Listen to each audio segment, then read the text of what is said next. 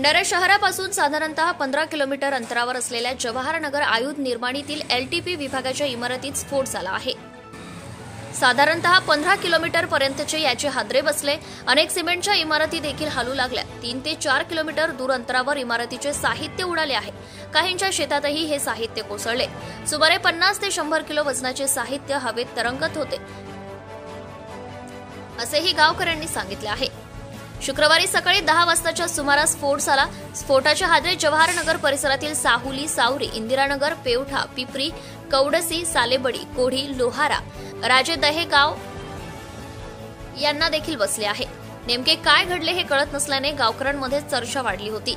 जनता Times जटा TV चॅनलसाठी Dnyaneshwar Durge, Vidarbha bureau chief. Subscribe now and press the bell icon. Never miss an update.